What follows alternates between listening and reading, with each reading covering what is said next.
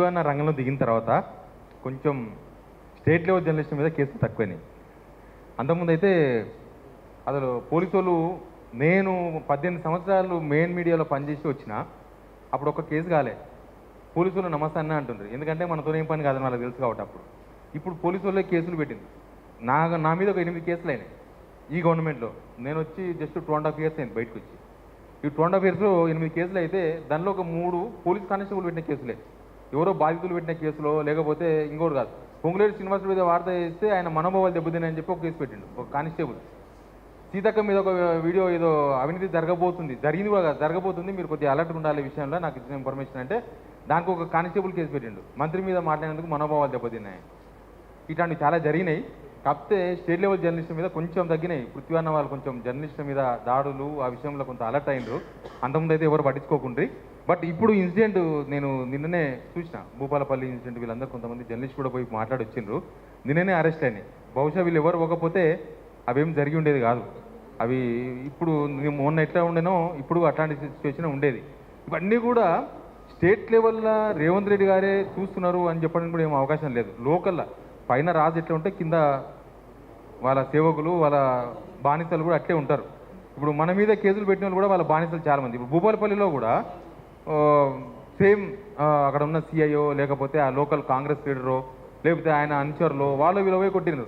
ఏంటంటే వీళ్ళకి వచ్చిన ప్రాబ్లం, ఎవరు మాట్లాడద్దు. సీఎంకి ఏమో ఇక్కడ ఉన్న వాళ్ళు ఎవరు, స్టేట్ లెవెల్ జర్నలిస్ట్ ఎవరు మాట్లాడద్దు. పెద్ద మీడియాను ఎట్లా మేనేజ్ చేయగలిగారు, కానీ డిజిటల్ మీడియాను మేనేజ్ చేసి కుదురుతలేదు. కొంతమందిని మేనేజ్ చేయగలుగుతున్నారు, కానీ అందరినీ మేనేజ్ చేయలేకపోతున్నారు. పోలీసు వాళ్ళు ఫ్రెండ్లీ పోలీసు, కులాలు మతాలు నాకైతే ఏం అనబడలేదు. అంటే ఈయన ఫలానా కులం కాబట్టి ఫలానా ఆయనకు ఫేవర్ చేస్తారు అట్లేం లేదు. పోలీసులు కేవలం అధికార పార్టీలో ఉన్న కింది స్థాయి లీడర్లు వాళ్ళకి మాత్రమే ఫ్రెండ్లీ. ఇంకా మిగతా విషయాలు ఏ కులం లేదు, ఏ కథ లేదు, ఏం లేదు. వస్తే వేసేసుడే, కేసు రాసుడే. ఆ బెయిలబుల్ కేసు అయినా కూడా కనీసం వాళ్ళకి నోటీస్ కూడా ఇయ్యరు. ఇంకా ఏంటంటే మాకు పైనకి ప్రెషర్ ఉందని చెప్తారు. పైన ఎవడో కింద ఎవడో ఎవరికి ఏం అర్థం కాదు. బట్ ఎనీవే ఇంతమంది జర్నలిస్టులు ఒక దగ్గర కూర్చున్నాం కాబట్టి కనీసం కింది స్థాయిలో ఉండే జర్నలిస్టు కొంత ధైర్యం రావాలి. పోలీసు వాళ్ళు ఏమో ఆగరు.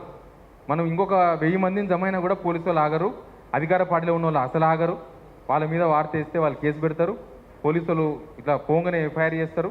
ఎఫ్ఐఆర్ చేయగానే ఫోన్లు చేస్తారు, బెదిరిస్తారు. ఎవరి నుంచి కొట్టినా మనం దన్నినా ఎవరు పట్టించుకోరు. ఎందుకంటే అధికార పార్టీ బలగం అదంతా ఉంటుంది కాబట్టి. కానీ మనం మాత్రం సంఘటితంగా ఉండాలి. మనం సంఘటితంగా ఉంటే కొంచెమన్నా భయం, అరే వీళ్ళను ఏమన్నా అంటే కనీసం వాళ్ళందరూ వస్తారు, వీళ్ళని ఒక్కరిని గెలిపితే వీళ్ళు 100 మంది వస్తారు. ఆ భయమನ್ನು సృష్టించగలిగితే మనం కనీసం ఈ కేసులు పెడతారు. బట్ వాటి విషయంలో కనీసం కొంచెం జాగ్రత్తగా ఉండొచ్చు. ప్లస్ పర్టికులర్గా ఈ భూపాలపల్లి కేసులో అసలు జర్నలిస్టును కొట్టడమే ఒక దారుణమైన ఇష్యూ. మన జర్నలిస్టును కూడా కొడితే ఇంకెవడు చెప్పాలి, నిజాలు ఎవడు చెప్పాలి, ఎవడు చెప్పకూడదా?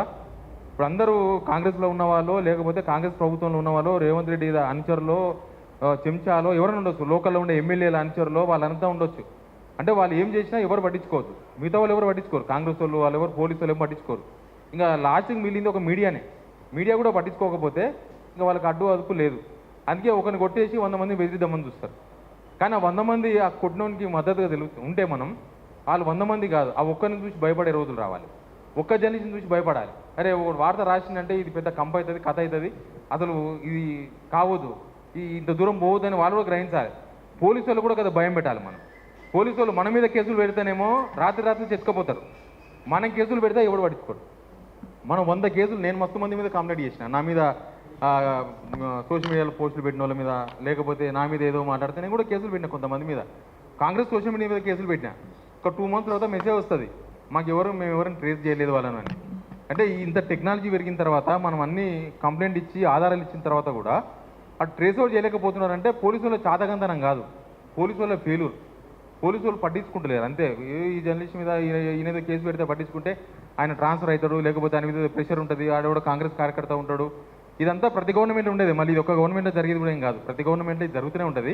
బట్ జర్నలిస్టులు మాత్రం కొంత సంఘటితం కావాలి. నాకు ఈ రౌండ్ టేబుల్ మీటింగ్లో ఇంతమంది ఉండడం కూడా చాలా సంతోషంగా అనిపిస్తుంది. ఎందుకంటే మనం అందరి సమస్యలు పట్టించుకుంటాం, మన సమస్యను ఎవరు పట్టించుకోడు, మన సమస్యను మనమే పట్టించుకోం. కాబట్టి కనీసం ఒక సమస్య, ఒక జర్నలిస్ట్ మీద దాడి జరిగితే ఇంతమంది ఇక్కడ కలవడం మంచి ఉద్దేశం. అన్నవాళ్ళు రౌండ్ టేబుల్ సమావేశం పెట్టడం, నేను కూడా రౌండ్ టేబుల్ సమావేశాలకు అటెండ్ కాను, ఎందుకంటే టైం సరిపోదు. మనం రౌండ్ టేబుల్ మీటింగ్లకు అటెండ్ అలవాటు అయితే ఇక మనం మన పని మనం చేసుకోలేం. కాబట్టి ఇది మన సమస్య కాబట్టి నేను అటెండ్ అయినా. బట్ ఎనీవే ఇట్లాంటివి ఇంకా కొన్ని జరగాల్సిన అవసరం ఉంది, జర్నలిస్టుల విషయంలో జరగాల్సిన అవసరం ఉంది. సేమ్ టైం కొంత సంఘటితం కూడా కనబడాలి. కొత్తగా ఏదో కలిసినాం హాయ్ బాయ్ అనుకుని వెళ్ళిపోయినామంటే మళ్ళీ యథావిధి అది అట్ట కాకుండా ఎవరికి ఏడ ఇష్యూ జరిగినా తెలంగాణ నలుమూలల్లో అన్నిటికీ పృథ్వీరాజన పోవాలంటే కూడా ఆయన కూడా పనులు ఉంటాయి. కానీ మన జర్నలిస్టే కొంత ఇనిషియేషన్ తీసుకొని ఆ లోకల్ జర్నలిస్ట్తో కొంత కోఆర్డినేషన్ చేసుకొని కొంత చేసుకోవాలి. మన స్టేట్లో ఉన్న వాళ్ళు మన మీద ఇట్లా కేసులు పెడుతున్నారంటే లోకల్ ఎమ్మెల్యే కాదు కౌన్సిలర్ కూడా భయపడిపిస్తాడు వాళ్ళని. కౌన్సిలర్ కూడా వారానికి ఇస్తాడు ఫోన్ చేసి, ఏం వార్త రాస్తున్నావు, ఏం ఉండాలనుకోలే, చేతులు కాలు ఎరగొట్టాలనా, తమాషా కొడుతున్నావా, నువ్వేంతరా నీవేంతరా, ఇట్లే ఉంటాయి లోకల్ భాష. పోలీసు వాళ్ళు కూడా మనతోనే ఇంత రాశిగా ఉంటారంటే సామాన్య జనాల మీద ఇంకా రాశిగా ఉంటారు. మనతోనే బయట మర్యాద ఉంటారు. మన వాళ్ళు కొంతమంది అరెస్ట్ అయిన వాళ్ళని అడిగితే చెప్తారు లోపల కొనకు ఎంత గలీజ్ ఉంటుందో వ్యవహారం. ఇంకా సామాన్య జనాలకైతే బయటనే అరేతురే కొట్టుకుంటూ పోతారు, ఇంకా లోపల కొనకు ఇంకా బీభత్సంగా ఉంటుంది. అది మనం సామాన్య జనాల తరఫున మాట్లాడుకుంటూనే మన మీద జరిగిన అటాకులు, మనోళ్ళ మీద జరుగుతున్న దాడులు, ఇట్లాంటివన్నీ కూడా మనం ఫైట్ చేయకపోతే ముందు అసలు మాట్లాడమే కష్టమవుతుంది. ఎవరు మాట్లాడలేరు. ఇక మన ఛానల్ గురించి కూర్చుంటారు, నువ్వు మాట్లాడొద్దు, నువ్వు మాట్లాడితే ఇట్లయితే అట్లయితే, నువ్వు మాట్లాడితే నేను కాదు. మనకు కూడా ఫ్యామిలీస్ ఉంటాయి, మనకు కూడా సెంటిమెంట్ ఉంటాయి. అవన్నీ వీక్ పాయింటే కదా, అవన్నీ పట్టుకొని ఏవో చేసే ప్రయత్నం చేస్తారు. బట్ ఎనీవే థ్యాంక్ యూ అన్న, మా తరఫున మీరు ఇంత పెద్ద రౌండ్ సమావేశం పెట్టిండ్రు. బట్ ఎవరికి ఏం జరిగినా పృథ్వీ అన్న వస్తాడు అన్న ధైర్యం అయితే ఖచ్చితంగా ఉంది. అది ముందు ఉండాలి. పృథ్వీ అన్న చేసే కార్యక్రమాలు కూడా జర్నలిస్టులు సపోర్ట్ చేయాలి. జర్నలిస్టుల సంఘటితం కూడా కావాల్సిన అవసరం ఉంది. ఇది ప్రసంగాలకు మాత్రం పరిమితంగా అవ్వదని కోరుకుంటున్నాను.